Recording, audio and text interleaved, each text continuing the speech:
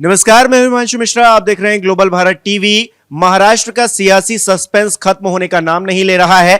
महायुति को बम्पर बहुमत मिलने के बावजूद अभी तक सरकार गठन को लेकर फाइनल फैसला नहीं हो पाया है। सीएम कौन बनेगा, इसको लेकर सस्पेंस है। किसे कौन सा मंत्रालय मिलेगा, इसे लेकर सस्पेंस है। दिल्ली में एक बैठक होती है। दिल्ली में अजीत पवार भी मौजूद रहते हैं, देवेंद्र फडणवीस भी मौजूद रहते हैं, एकनाथ शिंदे भी मौजूद रहते हैं और साथ ही साथ जेपी नड्डा के साथ अमित शाह की मौजूदगी भी होती है। बावजूद इसके मामला सुलझ नहीं पाता। 3 घंटे की बैठक चलती है और सब time time face.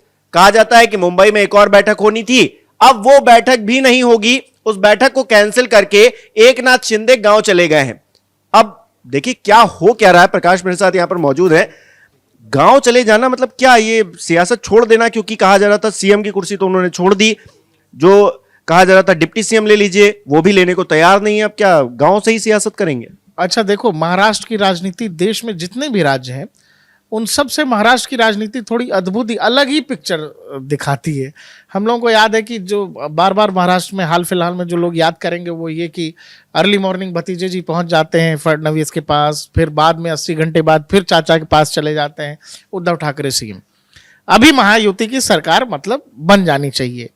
Bumper mandate है, सबके पास बम्पर मैंडेट है, सबका स्ट्राइक रेट बहुत बढ़िया है। महायुति के जितने भी घटक दल हैं, शिंदे साहब 2.5 साल से मुख्यमंत्री थे। ऑलरेडी उन्होंने कह दिया कि मैं मुख्यमंत्री नहीं बनूंगा। वो कह चुके हैं कि जो मोदी साहब और अमित शाह साहब करेंगे उसमें हम राजी हैं। ये सब कह दिया है। अब कल रात अमित शाह के यहाँ बैठक थी, पूरी रात बैठक हुई है। उसके बाद तय ये हुआ कि महायुति की एक और बैठक होगी मुंबई में। उसके बाद सीएम के नाम का अनाउंस हो जाएगा। देखो, सीएम के नाम के अनाउंस में भी 90% कोई संशय नहीं होना चाहिए हिमांशु, किसी भी हाल में, क्योंकि इसकी रजामंदी खुद संघ दे चुका है। मोहन भागवत का फोन जा चुका है देवेंद्र फडणवीस को, तो उसके बाद बहुत संशय की स्थिति है नहीं। हाँ, रजामंदी घटक दलों की तरफ से आनी है। इसमें महत्वपूर्ण घटक दल हैं शिंदे साहब।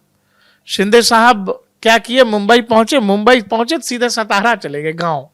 ये याद करो तो ऐसा क्या हमने पौराणिक समय में भी देखा है। राजा दशरथ से जब भी कोई बात मनवानी होती थी तो उनकी 3 रानियां थी।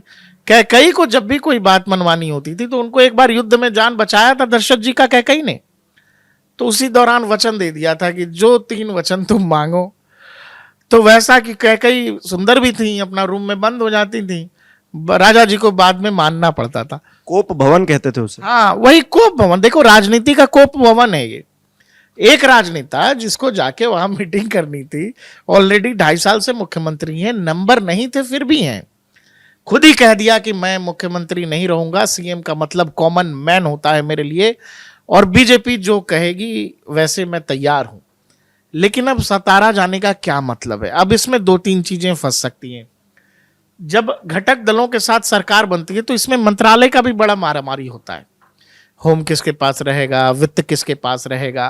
तो ये जो कुछ बड़े मंत्रालय होते हैं, राजस्व किसके पास है या फिर ट्रांसपोर्ट किसके पास, मलाईदार मक्खन वाले मंत्रालय जिसको कहते हैं कि मलाईदार मंत्रालय, मक्खन वाले मंत्रालय, आम बोलचाल की भाषा में जो लोग कहते हैं। अब महाराष्ट्र में ये अच्छा, इसमें बहुत कुछ शरद पवार का अब गेम बचा नहीं है। 10 विधायक वाली पार्टी है, 20 या 15 विधायक वाली पार्टी, तो उधर का तो रोल ही खत्म है। करना इन्हीं तीनों को है। इसीलिए ये तीनों आपस में वो सब कुछ कर रहे हैं जो विपक्ष नहीं कर पा रहा है। आपको पता है कि इसमें बहुत संभावना विपक्ष के लिए है नहीं। कोई भी अगर जाना भी होगा तो दोनों को जाना होगा, दोनों ही घटक दलों को। उसके बाद भी नंबर उधर पूरा नहीं होगा। इधर तो 4-5 की जरूरत है अकेले बीजेपी के लिए। मुझे ये लग रहा है हिमांशु कि ये आखिरी समय का जो एक, और चलो इतने देर से कर रहे थे, हो सकता है थोड़ा और करके देख लेते हैं। बच्चों को आपने देखा, बच्चे जब बचपन में रूठते हैं तो पहले रोते हैं, फिर कुछ अगर गार्जियन दिला दिया चलो ठीक है तो ठीक है, फिर अगर बच्चे को कुछ और पसंद आ गया तो उसको लगा अरे अभी अभी दिलवाए थे फिर अभी मांगेंगे देंगे नहीं, तो बच्चा कुछ और रौद्र रूप अपना लेता है। कई बार शिंदे वो बच्चे नहीं है ना, वो शिवसेना समझिए एक परिवार की लेगेसी वाली पार्टी को तोड़कर अलग हो गए। उनका चुनाव चिन्ह, उनका नाम, सब कुछ ले लिया, समर्थन भी, पूरा जन समर्थन भी उनके साथ आ गया। वो कोई कच्चे खिलाड़ी नहीं है। नहीं, मैं बस स्टेज की बात कर रहा हूँ, बात मनवाने के लिए।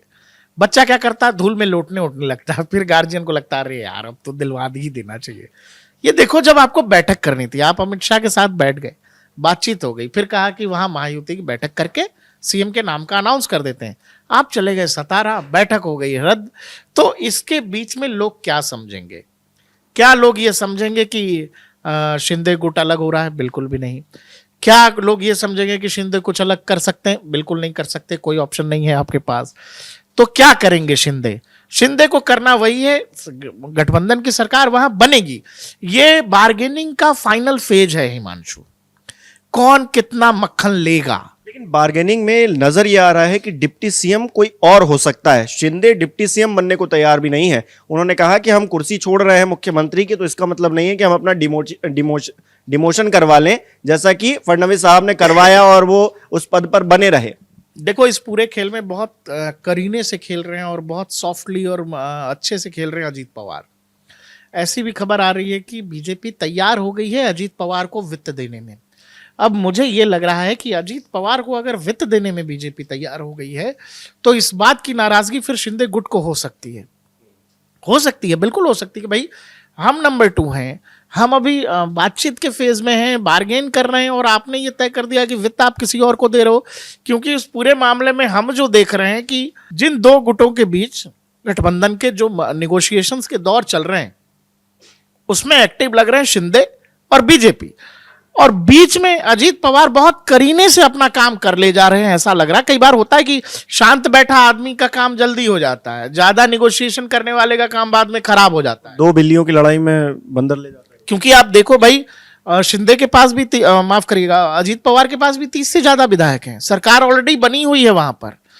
तो अब शिंदे क्या चाहते हैं? क्या अपने गांव के जैसे गांव गए हैं तो वहां पर क्या अपने लोगों से मिलना जुलना होता होगा, अपने लोगों से बातचीत करेंगे? इस फेज में नहीं, सवाल यही है कि इस फेज में इतना मतलब गंभीर सवाल है ये कि मुख्यमंत्री कौन होगा अगला, और आप जाकर बैठ जाते हैं गांव में।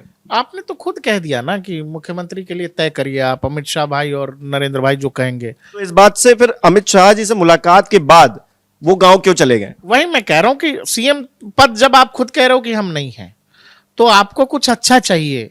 अच्छा क्या चाहिए? किन बातों पे मानना चाहिए? हो सकता है केंद्र की राजनीति में कुछ हिस्सेदारी मांग रहे हो। संभव है, ये संभव है। हो सकता है ऑफर भी हो गया होगा बीजेपी की तरफ से कि आप केंद्र में आ जाओ, लेकिन उनको पत्रकारों ने पूछा अभी 2 दिन पहले कि आप केंद्र जाओगे, तो उन्होंने कहा कि मुझे महाराष्ट्र से भगाने पे क्यों तुले हुए हो। ये संभव है कि अगर वहां पर, चूंकि मुख्यमंत्री रहे हैं, मुख्यमंत्री तुरंत रहे हैं, देवेंद्र फडणवीस तो है नहीं कि मुख्यमंत्री रहने के बाद भी डिप्टी सीएम रह लेंगे, और फिर वापस रिक्लेम किया है, देवेंद्र फडणवीस ने रिक्लेम किया है अपनी वाजिब जगह, जो जगह उनको 2019 में मिल जानी चाहिए थी। He is the chief minister. लेकिन तब भी उनको मना कर दिया गया, खेल हो गया उनके साथ। उन्होंने कहा कि मैं अभिमन्यु हूं, मैं भेद के लूंगा, ले लिया। वो मौका उन्हीं का है जो असल में। लेकिन अब शिंदे के साथ टेक्निकलिटी ये है कि अभी अभी सीएम थे, जीत भी गए, तो लेकिन सीएम बदलना है, तो ये बड़ा अनकंफर्टेबल सिचुएशन है। चलिए, अब जो जानकारी आ रही है, खबरें आ रही हैं, वो तो यही है कि कुछ मंत्रालय, लगभग 1 दर्जन मंत्रालय भी मांग रहे हैं, और साथ ही साथ विधान परिषद का अध्यक्ष का पद भी मांग रहे हैं। तो ऐसे में क्या उनको भारतीय जनता पार्टी ये पद ऑफर करती है, या फिर केंद्र की हो सकता है राजनीति में वो कोई हिस्सेदारी भी मांग रहे हो भारतीय जनता पार्टी से? देखिए क्या होता है। फिलहाल एकनाथ शिंदे अपने गांव चले गए हैं, और वो बैठक रद्द कर दी गई है जिसे आज होना था, और ये इस लिहाज से अहम थी कि इसमें मुख्यमंत्री कौन बनेगा ये तय होना था। तो ऐसे में दर्शक हमारे किस तरह से देख रहे हैं एकनाथ शिंदे के गांव जाने को, कमेंट करके बताइए। बहुत बहुत धन्यवाद।